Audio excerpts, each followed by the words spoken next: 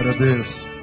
Nós temos estudado a doutrina do Espírito Santo desde setembro do ano passado. Temos tentado retirar tudo que a Bíblia nos ensina sobre essa terceira pessoa da Trindade, cujo ministério é a comunhão e a consolação, mas que mal compreendido acaba sendo a razão da divisão da igreja evangélica no Brasil.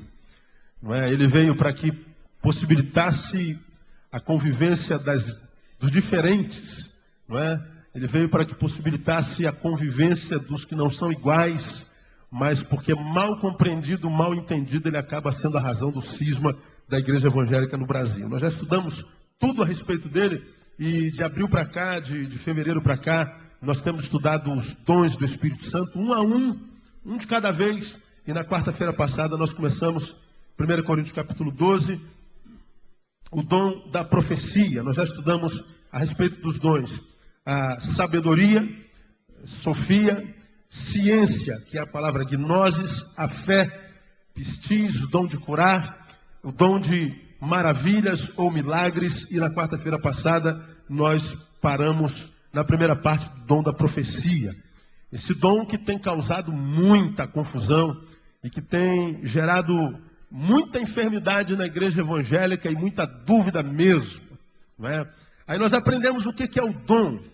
A palavra profeteia, conforme nos ensina aí na Bíblia Sagrada, lá no original.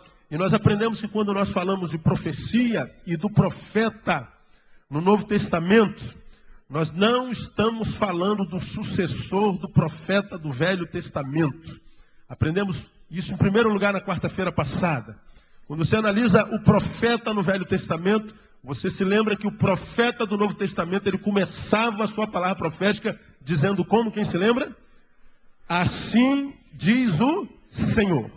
Então o profeta do Velho era o profeta que profetizava num tempo onde a palavra de Deus não era revelada, a vontade de Deus não era expressa ainda, e a palavra de Deus ainda não estava registrada como nós temos aqui na mão. Então o profeta, quando falava em nome do Senhor, o povo não tinha um livro na mão, o povo não conhecia o caminho, o povo não conhecia a vontade de Deus. Então o profeta no Novo Testamento é aquele que era de fato o porta-voz, revelava a vontade de Deus ao povo. Então quando ele ia falar ao povo, ele dizia, assim diz o Senhor. Quando nós chegamos no Novo Testamento, no tempo da graça em Jesus, a vontade de Deus para o seu povo já é revelada, a vontade de Deus já está registrada, já tínhamos os profetas, já tínhamos os salmos, já tínhamos as profecias e já tínhamos os livros de sabedoria e os poetas também. Então a vontade de Deus e a história redentiva do povo de Deus já estava revelada. Então o profeta no Novo já não tem a mesma perspectiva do Velho. De modo que quando a gente chega no Novo Testamento, quando o povo ou o servo ou o profeta fala em nome de Deus, já não usa mais assim diz o Senhor. Ele usa o quê? Está escrito. Então você vê que no Novo Testamento, assim diz o Senhor, desaparece, porque a palavra assim diz o Senhor já estava registrada, revelada, e agora quando o profeta vai falar em nome de Deus, ele sempre faz alusão ao está escrito, trazendo a memória ao povo de Deus. Então nós vemos que um é o profeta no Novo, outro é o profeta do Velho. Falamos sobre a finalidade do dom. Vimos lá em 1 Coríntios, capítulo 14, versículo 3, né? Diz que o profeta, a profecia, fala aos homens. Exatamente o oposto do dom de línguas. Vamos chegar lá, que diz que fala a Deus em mistério, ninguém o entende.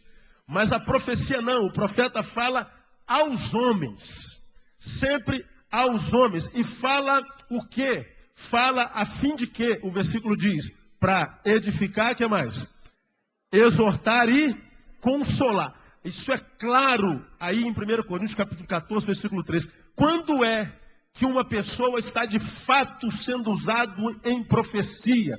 Quando a profecia que ele diz ser e vir de Deus serve para edificar, serve para exortar ou serve para consolar. Aprendemos o que é edificação, aprendemos o que é exortação, aprendemos o que é consolação. E também aprendemos que a profecia vem numa quarta perspectiva, e nós aprendemos em Efésios 4, 11 e 12, que é para o aperfeiçoamento dos santos.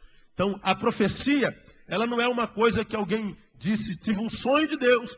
Deus falou no meu coração e Deus me disse, você não tem que casar com essa mulher, é com aquela lá. Se não edifica, se não exorta, se não consola, questione essa profecia. Porque pode não ter vindo de Deus. É quase certo que não veio. Porque a profecia, segundo o dom e no Novo Testamento, ela tem um objetivo. Então nós aprendemos isso bem claro durante 1 hora na quarta-feira passada. Aí começamos a aprender o que é efetivamente a profecia. O que é efetivamente a profecia?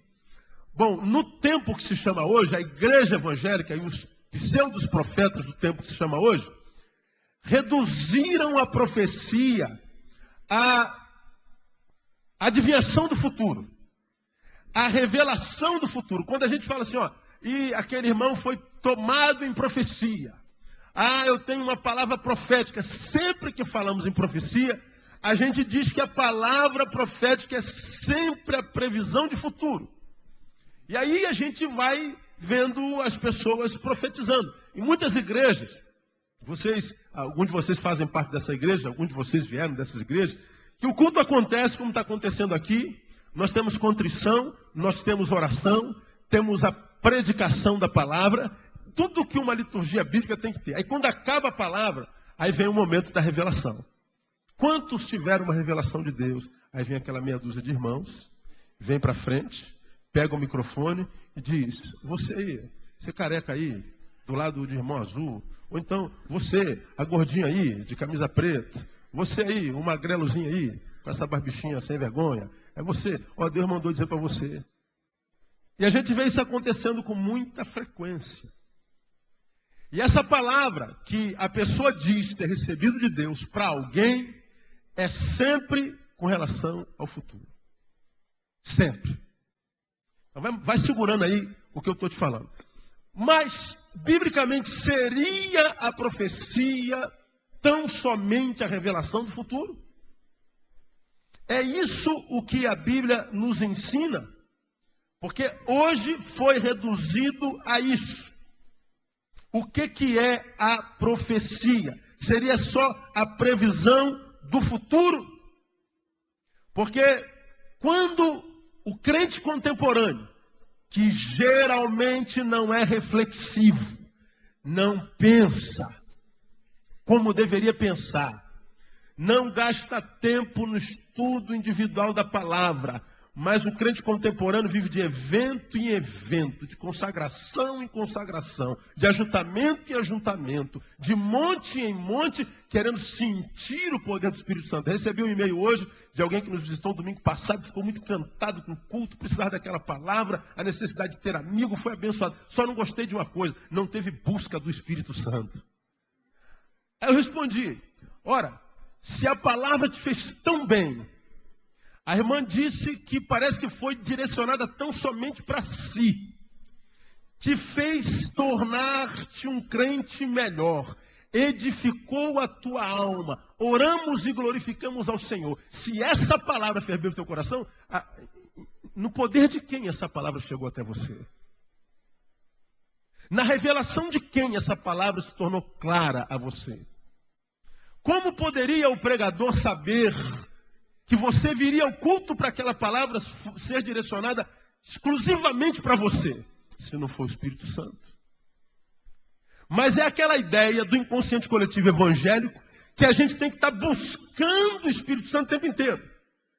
É como também a gente tem que estar entrando, vamos entrar na presença do Espírito Santo. Responda para mim, só entra na presença do Espírito Santo quem está fora da presença do Espírito Santo. Porque não dá para entrar estando dentro. Irmãos, agora nós vamos entrar na presença do Espírito Santo. Ué, não está dentro?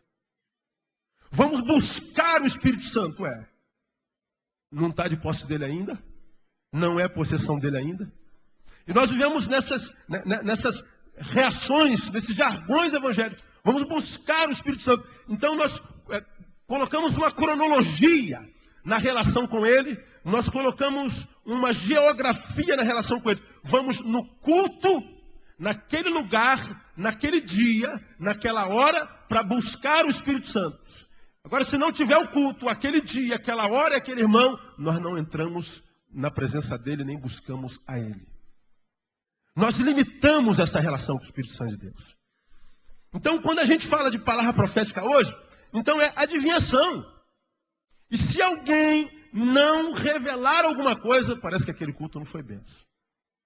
Aí, nós ficamos muitas vezes mais ligados no que se vai revelar, porque você entrou na igreja e diz assim: Senhor, fala com o teu servo hoje. Fala com a tua serva hoje. Né? Responde com relação àquele problema da tua serva hoje. Aí o culto inteiro acontece e você não está nem ligado no que está acontecendo, porque você está preocupado com a revelação que vai ter depois do culto, ou no final do culto. Aí quem teve palavra profética aí, levanta 6. Aí tu fica assim: ai meu Deus, Deus vai falar comigo, me acha aqui, irmão, pelo amor de Deus, libera uma palavra sobre a minha vida. Aí se ele não te achou no meio da multidão, Deus não falou contigo. E você, diferentemente daquela irmã que mandou e-mail, de repente a palavra pregada foi todinha para você, mas você não estava na presença do Espírito Santo. Irmão, responda para mim, quando é que o culto começa? Quando a gente sai de casa. Esse culto começou na hora que você saiu de casa.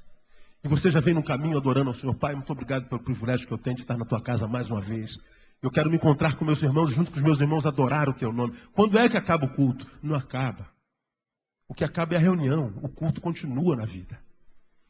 Culto não é um lugar e uma hora que acontece. Culto é um estilo de vida. Não se entra e sai da presença de Deus. Se anda, se vive na presença dele. Não se busca o Espírito Santo. Se tem, porque está em comunhão com ele.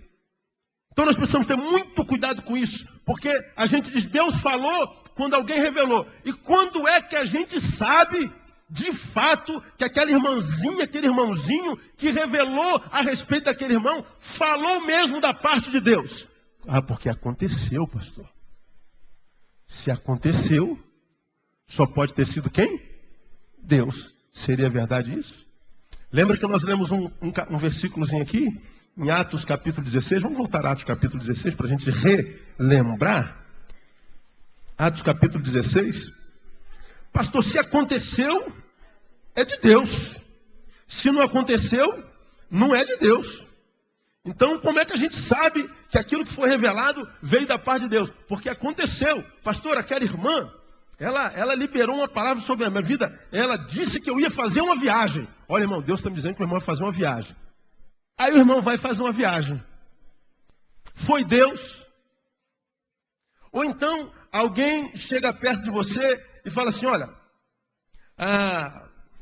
como eu citei aqui, esse não é o homem com o qual você tem que casar, viu, irmão? Está com ele há 3 anos. O enxoval está todo comprado. As famílias já estão acostumadas um com o outro. Está marcado, vai casar em 7 de dezembro desse ano. Já alugou o buffet. Está tudo certinho. Horário feito os condenados. Estão com o joelho ralado. De tanto orar para buscar a vontade de Deus. E você está tudo certinho em paz. O coração apaziguado. Aí aparece a profeta. Deus me disse que não é esse o homem que você tem que casar. Instaurou-se a dúvida no coração. Será que a vontade de Deus é aquela que ele revelou para mim? Ou será que a vontade de Deus é aquela que ele revelou para essa estranha? Como a maioria de nós, ou a maioria dos crentes, não vive uma vida íntegra na presença de Deus, a dúvida se estabelece porque acha que é possível que aquela irmã que revelou tem mais vida em Deus do que eu, e Deus não falaria com um ser como eu, que não tem tanta vida nele como aquela irmã tem. Estabeleceu-se a confusão. Aí acaba que o casamento acaba acabando mesmo. Então foi Deus. Será que foi Deus? Quando a gente vai a Atos 16, abre a tua Bíblia 16, já abriu, amém? Só para relembrar. Atos 16, 16. E aconteceu que indo nós à oração, nos saiu ao encontro uma jovem que tinha um espírito de adivinhação. É espírito de profecia? Não, era espírito de quê? De adivinhação, a qual adivinhando, o que ela fazia, irmão? Adivinhava, dava grande lucro aos seus senhores. Esta, seguindo a Paulo e a nós, clamava dizendo: estes homens que nos anunciam o caminho da salvação são servos do Deus Altíssimo. Mais uma vez, elas adivinharam certo. Nunca tinham visto os apóstolos. Quando os apóstolos chegam do lado de lá, ela diz assim, ó, estes são servos do Deus Altíssimo. A mulher que tinha o espírito de adivinhação, diz o texto, adivinhava. Não era uma charlatã, não. Ela adivinhava. Quando vê Paulo e os apóstolos, ó, estes são homens servos do Deus Altíssimo. Mais uma vez o espírito de adivinhação acertou. Agora vamos continuar lendo, 18. E isto fez ela por muitos dias, mas Paulo, perturbado, voltou-se e disse ao espírito, em nome de Jesus Cristo, te mando que saias dela. O que aconteceu? Na mesma hora saiu. O espírito previa o futuro e acontecia. Era de Deus? Não, era um espírito de adivinhação. Como é que você sabe que foi uma revelação do espírito ou foi um espírito de adivinhação? Alguns, não poucos anos atrás, tendo contato com uma pessoa possessa, aquele espírito saiu depois de muita luta daquela família, e o espírito disse assim, você já me ouviu falar sobre isso aqui? Ele disse para mim, pastor, eu saio daqui, mas eu vou para uma igreja dessa brincar de Espírito Santo. Uma palavra que saiu da boca de um demônio. Eu estou saindo daqui, mas eu estou indo para uma igreja dessa brincar de Espírito Santo. Como é que eu sei que aquela irmãzinha que depois da palavra teve uma revelação, falou da parte de Deus ou não? Porque eu posso chegar aqui e falar assim, olha irmão, você que está aí com essa camisa cor de abóbora no terceiro banco de trás para frente, você está de carro, não está? Opa, pois é, Deus mandou me dizer que quando você sair daqui, vai chegar em frente ao Carrefour e vai ser assaltado. Pô, você disso está amarrado, pastor. Aí tu vai pelo jardim de novo. Ah, mas o Senhor mandou dizer também que quando você chegar no final da Nogueira de Sá, vai ser assaltado também. Não tem pra onde fugir. Não, então vou descer aqui na Jequitinhonha. Não, se entrar na Jequitinhonha, você vai bater no terceiro poste. Pelo amor de Deus. Então vou dormir na igreja. Se dormir na igreja, eu vou roubar teu carro do lado de fora, da madrugada. Aí o cara, se correr, o bicho pega, se ficar, o bicho come. Se orar, o bicho foge, né? Pois é, vai. Aí o que acontece? Eu vou na fé do Senhor. Eu moro para lá, então eu vou. Chega em frente o Carrefour, o cabra é assaltado. E aí? Então foi de Deus. Por quê? Pode o diabo usar alguém e falar assim, ó, você vai ser assaltado em frente ao Carrefour, e ele mesmo mandar uma secla dele, um bandido dele, te assaltar lá? Pode ou não pode? Pode. Ele não pode usar alguém sentado no telefone e falar, irmão, vai lá fora, porque eu vi alguém abrindo a porta do teu carro. Não, eu tranquei. Vai lá que está aberto.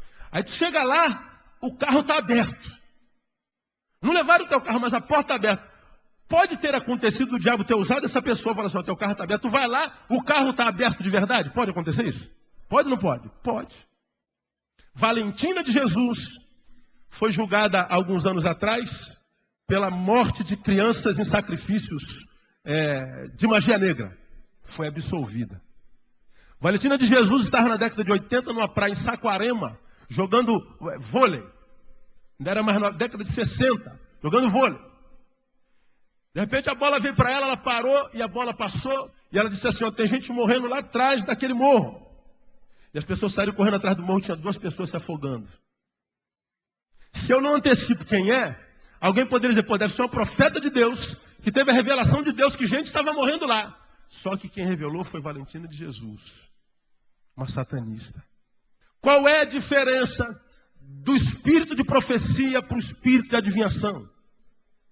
Se profecia é só prever o futuro, a mesma coisa fazem os adivinhadores, os prognosticadores. As cartomantes, os jogadores de búzios, os astrólogos. A diferença está onde? A diferença é um fio de cabelo, irmão. Às vezes nós não sabemos discernir. Agora perceba comigo. Se essa pessoa que está do teu lado diz, ó, teu carro está com a porta aberta, você tem certeza que trancou, foi lá e estava aberto. Qual vai ser a tua relação? Como é que você vai voltar e vai ver essa pessoa? Como é que você vai ver essa pessoa? Caramba! Pô, cara, você disse e aconteceu mesmo? Rapaz! Aí quem sabe ele dá um sorrisinho de canto de boca e fala assim, ó, eu sou um profeta de Deus. E a palavra de Deus na minha boca é verdadeira. Sabe o que aconteceu entre essas 2 pessoas? Quem sabe? Essa pessoa que foi alvo da profecia está presa a ela. Você vai olhar para essa pessoa não mais como você olhava antes. Ela cresceu em você de uma forma tão contundente que é possível que quando você estiver em dúvida em alguma hora da sua vida, você nem recorra mais ao quarto, que é onde Jesus nos ensina que temos que recorrer. Entra no teu quarto em secreto, que teu pai em secreto te abençoará. Você vai direto aonde? No profeta. Aonde é que está a diferença entre a profecia e a adivinhação? Simples, no fruto. Quando uma profecia de Deus, essa profecia só dá glória a Deus. Quando a profecia não é de Deus, ela dá glória ao homem. Agora diga para mim que os profetas da igreja contemporânea não têm a maior glória entre a igreja. Diga que a casa deles não vive com filas de gente querendo saber a vontade de Deus. E o pior, ele responde à demanda dos que o buscam. Há bem pouco tempo atrás, uma ovelha nossa, eu estou descendo aqui, saí daqui, ele para na minha frente e diz assim: pastor, Deus me disse que o senhor tem uma palavra para me dar. Aí eu parei, nesse milésimo segundo, fala Deus, então se tu disse para ele que ia falar, revela, porque fiquei quieto. Aí eu falei assim: irmão, lamento, Deus falou contigo que eu tinha uma palavra para você, mas eu não tenho, ele não me disse. Agora, você sabe o que aconteceu naquelas frações de segundos? O meu espírito, o espírito do homem, ele foi tentado a responder a demanda. Gente, eu preciso dizer alguma coisa a esse rapaz.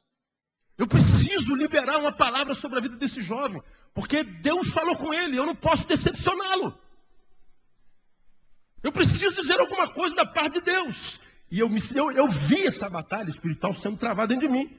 E eu poderia, não, filho, Deus manda dizer, só que Deus não me disse nada.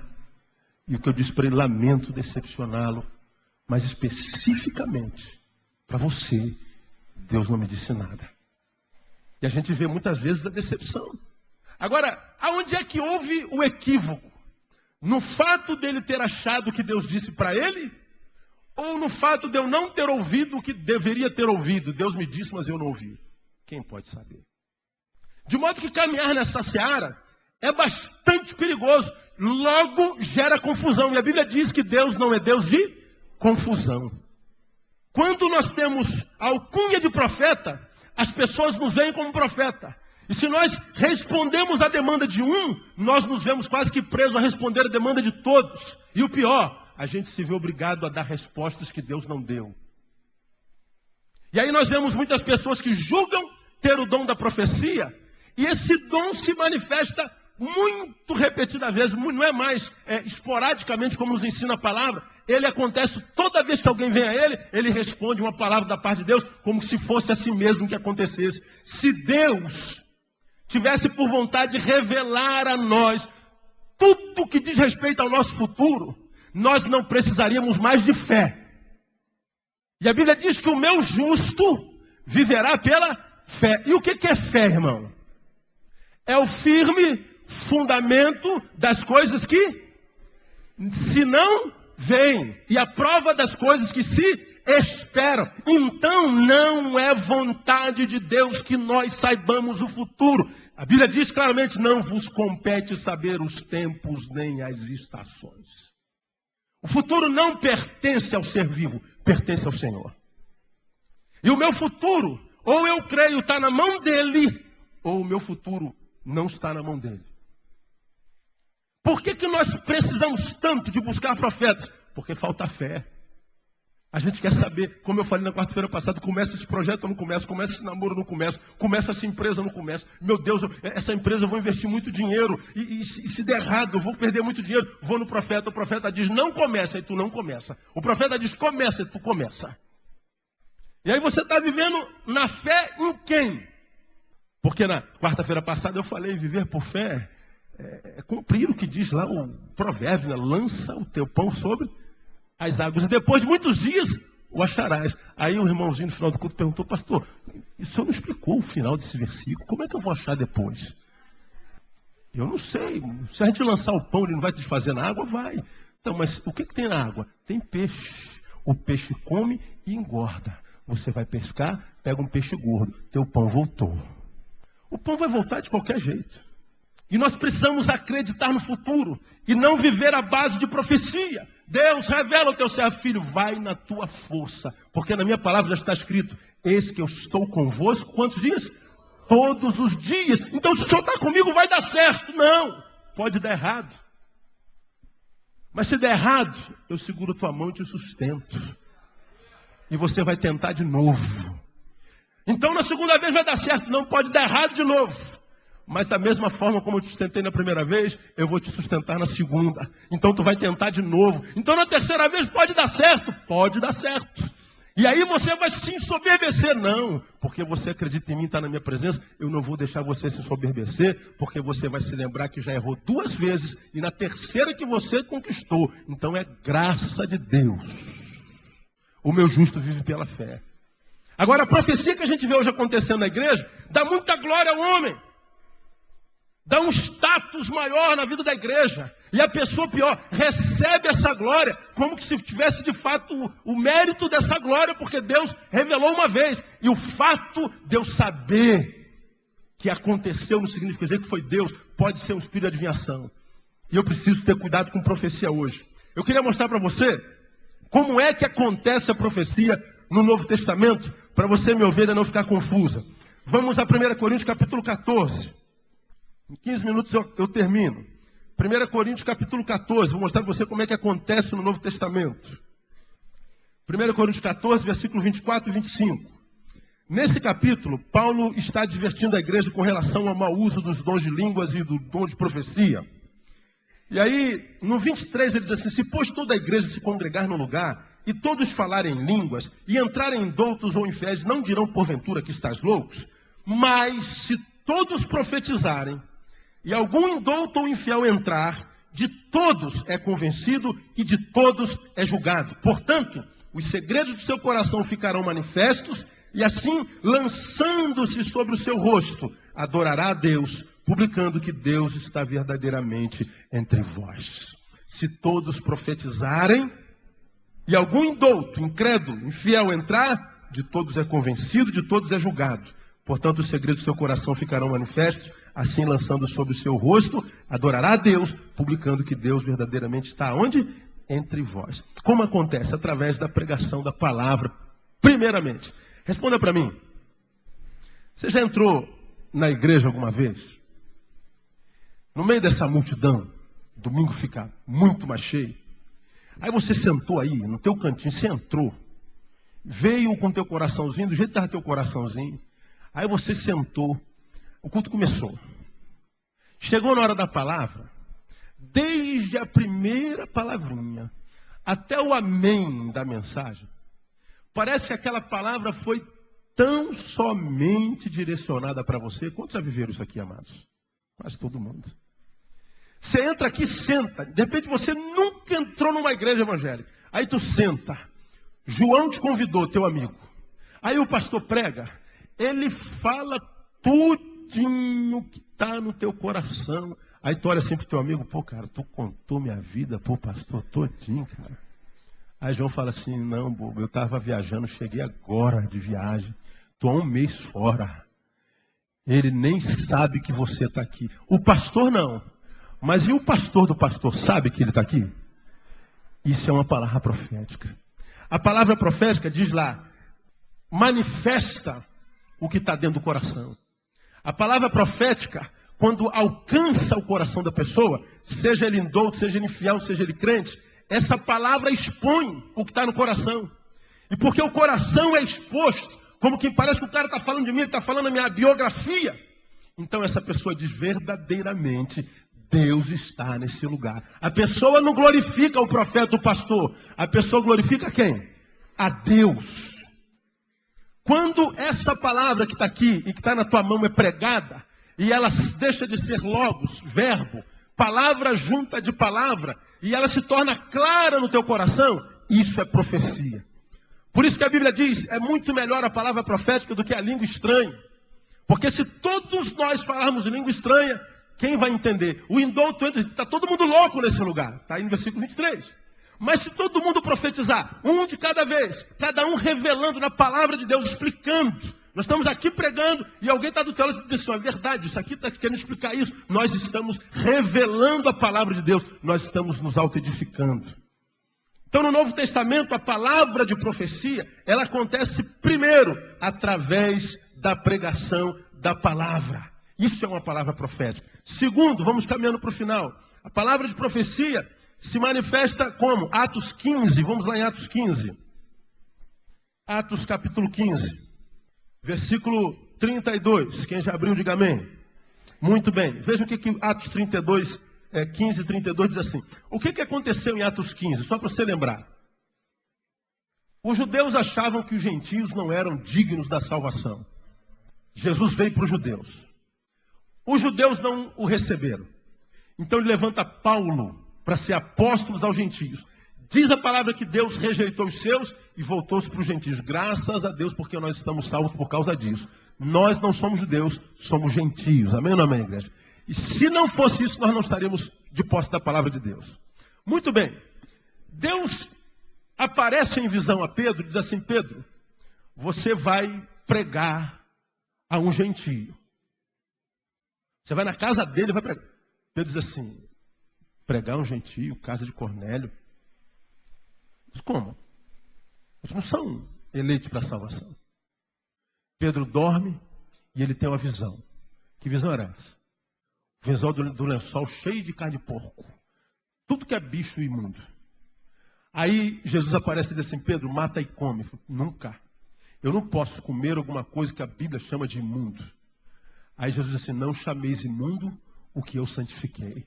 E depois ele explica que o que você chama de imundo, os gentios, não são mais imundos.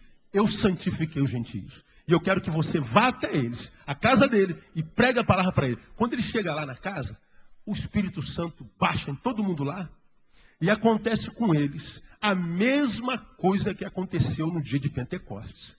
Então Pedro fica bolado, meu Deus, aconteceu com essa gente, o que aconteceu com a gente? Como pode? Deus verdadeiramente não faz acepção de pessoas. Aí, a liderança da igreja chama Pedro para explicar o que ele estava fazendo na casa de gentio. Pedro então explica que os gentios também recebem o Espírito Santo de Deus. E alguns judeus estão dizendo, tá bom, vamos receber os gentios, mas os gentios vão ter que praticar a tradição judaica. E Pedro diz, não tem que praticar a tradição judaica. Gentil é gentio e judeu é judeu. E a tradição é para judeu. Aí houve uma celeuma na igreja. A primeira assembleia que acontece na igreja acontece em Atos capítulo 15. Foi uma briga tremenda ali, os apóstolos se separaram, uns concordaram, outros não. Leia Atos 15 quando chegar em casa. Aí, depois da discussão toda lá, diz que, lá no versículo 32, depois, Judas e Silas, que também eram o quê? Profetas. Fizeram o quê? Exortaram e confirmaram os irmãos com muitas palavras, ou seja, os profetas profetizaram. E o que eles fizeram? Exortaram e confirmaram. Então, como é que uma palavra profética é tida como profética? Quando ela vem para exortar e para fortalecer os irmãos. Na mente de Lucas, Lucas foi quem escreveu o livro de Atos, o ministério profético tinha a ver com conselhos. O ministério profético tinha a ver com fortalecimento de irmãos. A palavra profética tinha a ver com o se assentar e exortar, falar com força, com verdade, mas com justiça. E trazer para o prumo, trazer para o equilíbrio. Isso é uma palavra profética também.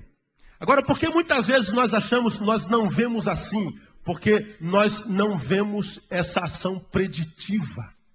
Essa ação adivinhativa da palavra profética. Então nós achamos, porque não teve a ação preditiva, adivinhativa, nós achamos que Deus não está nesse negócio. Só que Lucas, aqui em Atos, está dizendo que o profeta, veja que quando pega Judas e Silas, fazem questão de dizer, eles eram profetas. E quando os profetas abriram a boca, abriram para exortar e para fortalecer. Tem a ver com o que nós lemos em 1 Coríntios capítulo 14. Exortar, fortalecer e consolar. Por último, Atos 21. Abre em Atos capítulo 21. Aqui nós já lemos na semana passada. E esse texto tem uma ação preditiva. Algo que um profeta disse que ia acontecer, e aconteceu. Mas veja como aconteceu. 21, 10. Você vai lembrar disso. Demorando-nos ali por muitos dias, chegou da Judéia um profeta, por nome Ágabo. Vindo ter conosco, tomou uma cinta de Paulo, e ligando-se os seus próprios pés e mãos, disse: isto diz o Espírito Santo. Assim ligarão os judeus em Jerusalém o homem de quem é esta cinta, Paulo, e o entregarão nas mãos dos gentios. Eis aí uma palavra preditiva. Paulo, se você for para Jerusalém, vão amarrar você com sua própria cinta, e vão prender, vão judiar de você. E a Bíblia diz que Ágabo era um profeta. Creiam no que esse homem está dizendo. 12. E ouvindo nós isto, rogamo-lhes tantos nós como os que eram daquele lugar, que não subissem a Jerusalém. Pergunta: os apóstolos acreditaram, portanto? Sim ou não na palavra de Ágabo? Acreditaram. Tanto acreditaram que falaram: Paulo, não vá para Jerusalém.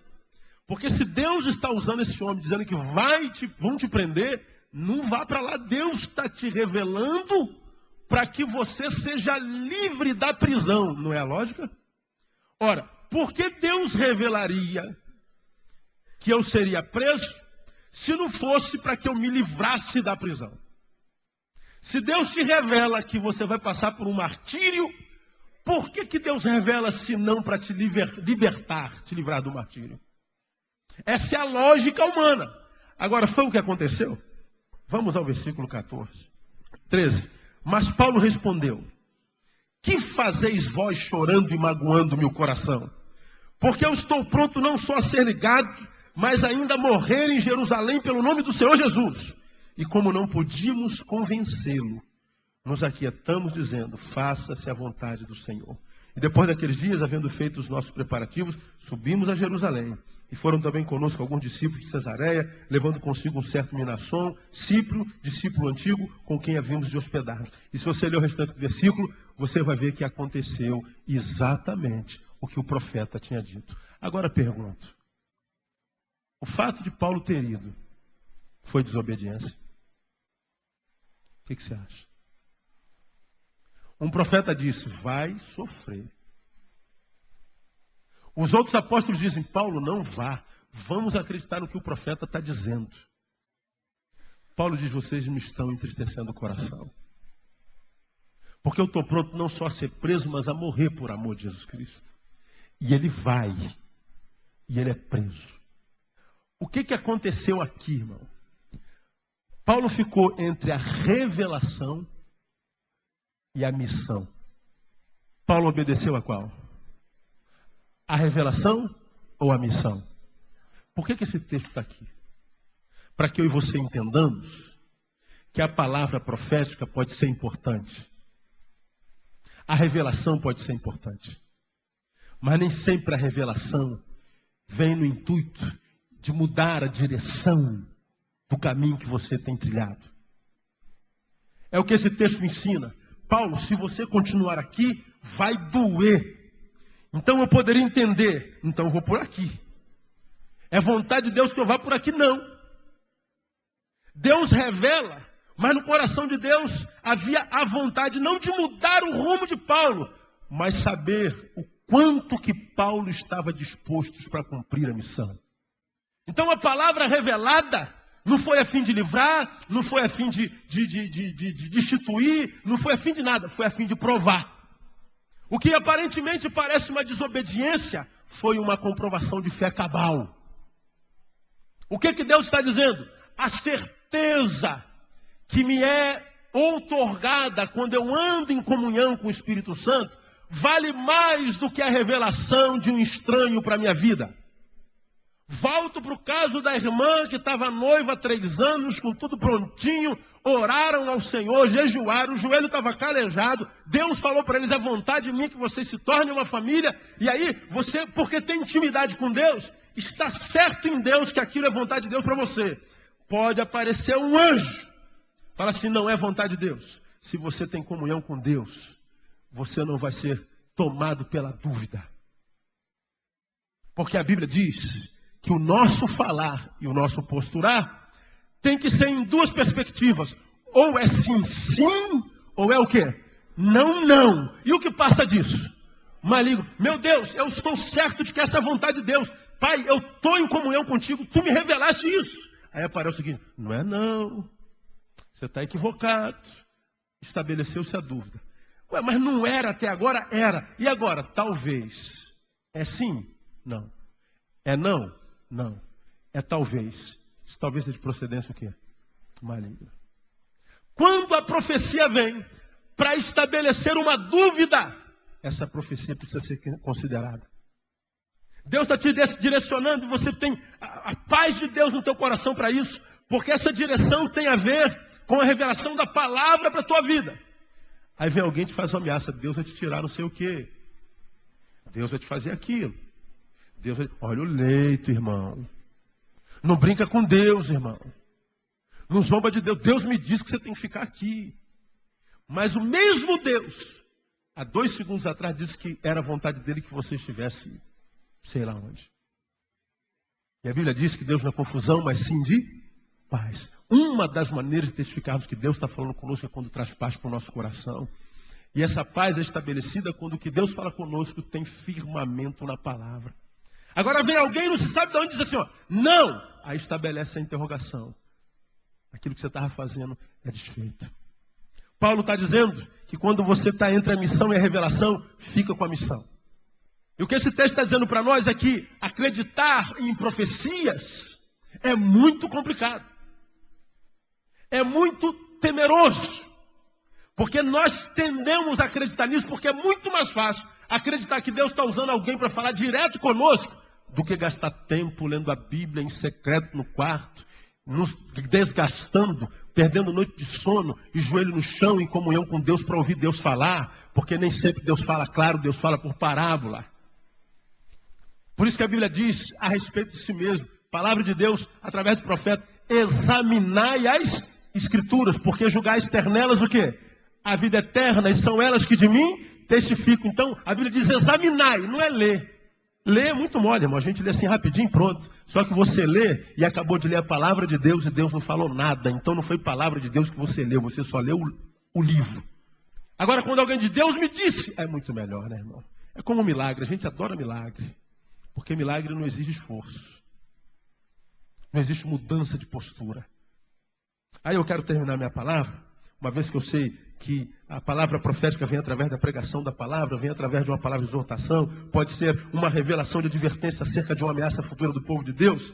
Paulo ficou entre a revelação e a missão, e ele ficou com a missão. Quero mostrar para vocês as 2 maiores fontes de equívocos no exercício do dom da profecia. Vamos a Jeremias capítulo 23.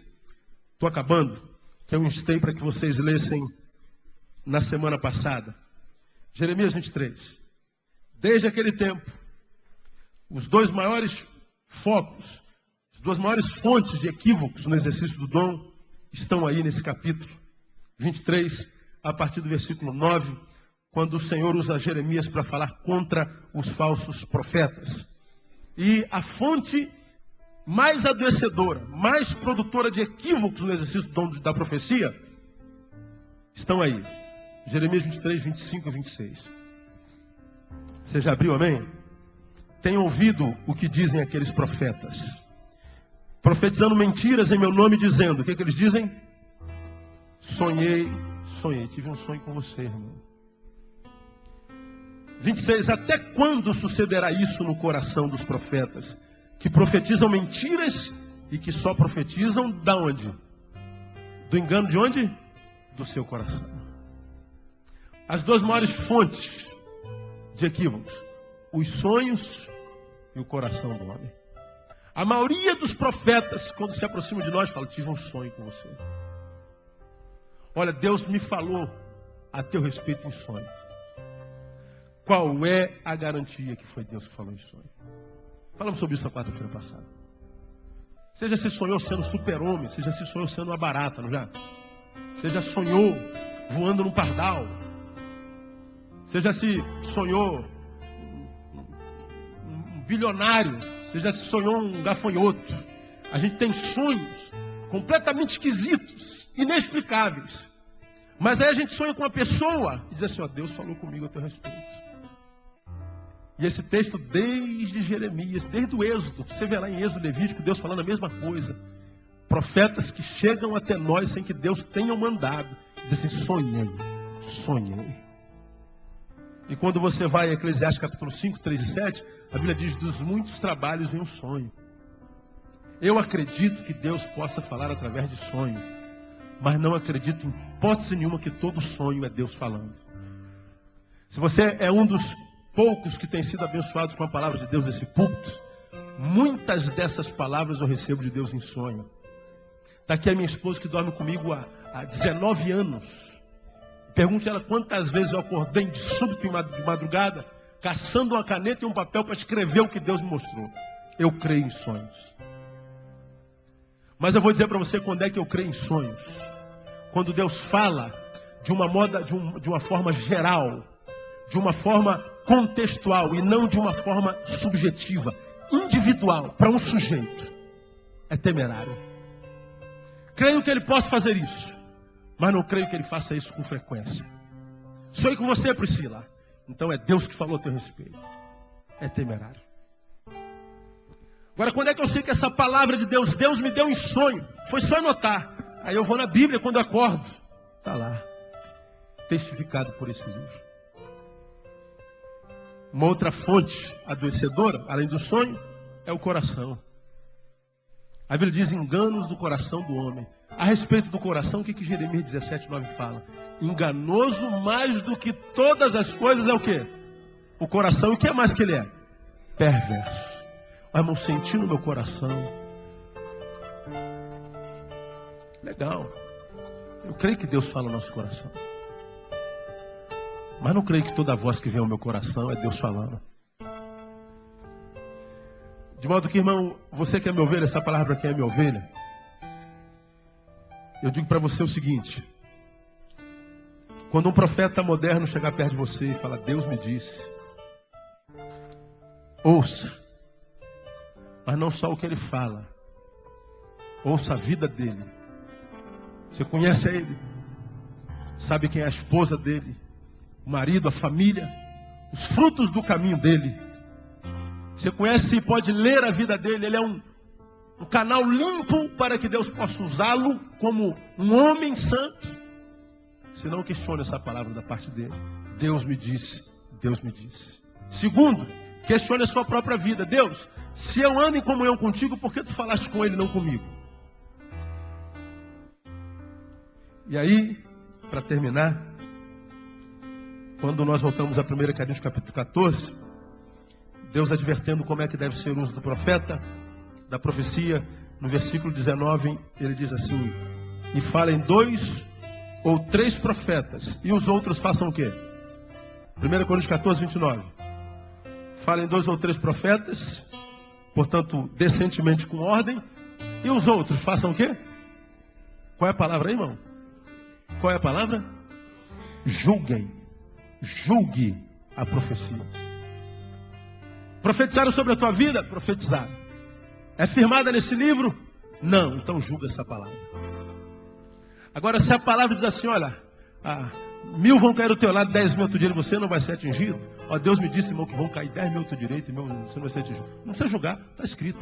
Essa palavra aqui não é julgada. Agora, quando alguém diz assim, ó, Deus me disse que você tem que vender o seu carro e doar para a obra da igreja, olha, irmão, mesmo que tenha sido pastor Neil, questione. Porque a gente está precisando de muito dinheiro lá para a obra, você não tem noção.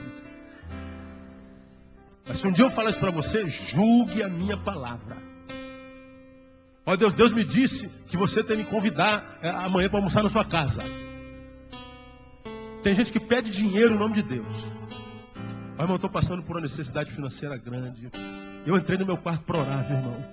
Deus me mostrou você. Deus falou que você vai... Acontece isso ou não acontece? Acontece comigo, irmão. Já entraram no meu gabinete para me pedir dinheiro emprestado. Pastor, Deus me disse que era o senhor. Eu falei, vamos falar com Deus agora, irmão. Ele vai ter que falar comigo. Deus me disse que é o irmão.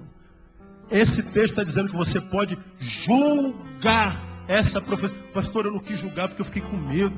Vai que ele é um homem de Deus. Pastor, é maldição de pastor. Pega uma ova, irmão. Se é homem de Deus, não amaldiçoa sem razão. E maldição sem razão não pega.